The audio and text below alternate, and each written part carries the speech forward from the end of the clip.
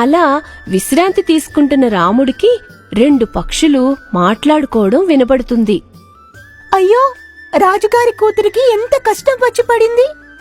జబ్బు చేసి 2 కళ్ళు పోయాయంట. ఎంతో సౌందర్య రాశి కళ్ళు పోగొట్టుకుని చాలా బాధలే పడుతుంది. ఏ రాజుగారి కుమార్తె? అదే, ఇక్కడికి ఉత్తర దిక్కున ఉన్న సింహాలి దేశరాజు రాజుగారి కుమార్తె.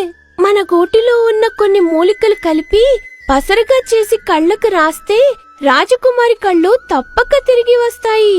ఆ విషయం మనకు తెలుసు, కాని మన భాష వారికి అర్థం కాదు. పైగా పక్షులు ఇటుగా వచ్చాయని తరిమేస్తారు. నాకు పక్షి శాస్త్రం తెలుసు కాబట్టి ఈ పక్షులు మాట్లాడుకున్న భాష అర్థమైంది. కాని ఈ పక్షులిక్కడ ఉండగా తన గూట్లో ఉన్న మూలికలను ఎలా తీసుకోవాలి? అవి ఇక్కడి నుంచి వెళ్లే వరకు వేచి చూస్తాను. రాత్రి విశ్రాంతి తీసుకున్న రాముడు తెల్లవారాక పక్షులు గూటు నుండి వెళ్లిన తర్వాత గూటులో ఉన్న మూలికలు తీసుకుని ఉత్తర దిక్కుగా ప్రయాణం కొనసాగిస్తాడు. రాజధానికి చేరుకొని వారి దగ్గరకు వెళ్లి నేను వచ్చిన విషయాన్ని రాజుగారికి తెలియజేయమని చెబుతాను. చూడండి, నేను రాకుమారి కళ్లను వైద్యం చేయడానికి వచ్చాను. నన్ను రాజుగారి వద్దకు తీసుకువెళ్ళండి. నేరుగా రాజు దగ్గరికి తీసుకుని వెళ్తాడు భటుడు.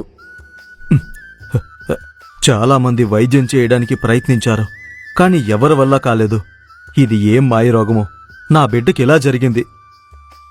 మీరు చింతించకండి మహారాజా. యువరానికి తిరిగి చూపు తెప్పించే బాధ్యత నాది.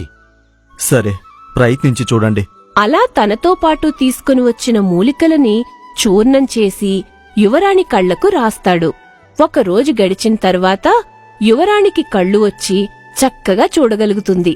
ఆహా, నీ వంటి వైద్యుణ్ణి నేను ఎన్నడూ చూడలేదు. నీకేం కావాలో చెప్పు. నా రాజ్యంలో అర్ధభాగం ఇవ్వడానికైనా నేను సిద్ధంగా ఉన్నాను. చెప్పు నాయనా. చూడండి, నేను ఎటువంటి ప్రతిఫలం ఆశించి ఇక్కడికి రాలేదు. నాకు తెలిసిన వైద్యం చేశానంతే. నిజానికి నేను వైద్యుణ్ణే కాదు. ఇక నాకు సెలవిప్పించండి మహారాజా. ఇదిగో, నా తృప్తి మేర ఈ బంగారు నాణాలు ఇస్తున్నాను. కృతజ్ఞతలు మహారాజా. అలా రాముడు అక్కడి నుండి బయలుదేరి బయటికొచ్చిన తర్వాత నేను నా స్నేహితులను వదిలి చాలా రోజులవుతుంది. ఇక తిరిగి ఆ చెట్టు మొదలుకు చేరుకుంటా. ఆ ఏంటి, ఎవరి అమ్మాయి ఇక్కడ కట్టేసి ఉంది?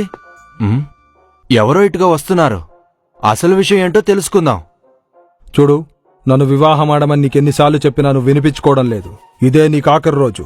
మర్యాదగా నన్ను వివాహం చేసుకుంటావా, లేదా నీ ప్రాణాలు తీయమంటావా? నా ప్రాణాలు పోయినా నేను లెక్క చేయను. నీ వంటి దుర్మార్గుడిని నేను వివాహం చేసుకోను. అయితే నువ్వు చావక తప్పదు. ఏయ్, మర్యాదగా అమ్మాయిని వదులుతావా లేక నిన్ను? ఎవడ్రా నువ్వు? నా మీదే కత్తి దూవుతున్నావు. నన్నే ఎదుర్కొందామనా? చూడు నిన్నేం చేస్తాను. అలా దొంగ బారి నుండి కాపాడి ఆ అమ్మాయిని రక్షిస్తాడు. ఎవరు నువ్వు? ఈ దుర్మార్గుడి బారిన ఎలా పడ్డావు? నా పేరు రత్నప్రభ. నాకు తల్లిదండ్రులు ఎవరూ లేరు. మా బామ్మ నన్ను పెంచి పెద్ద చేసింది. వీడు ఎప్పటినుండో నన్ను వివాహం చేసుకోమని వేధిస్తున్నాడు. వీడి బారి నుండి రక్షించినందుకు మీకు కృతజ్ఞతలు.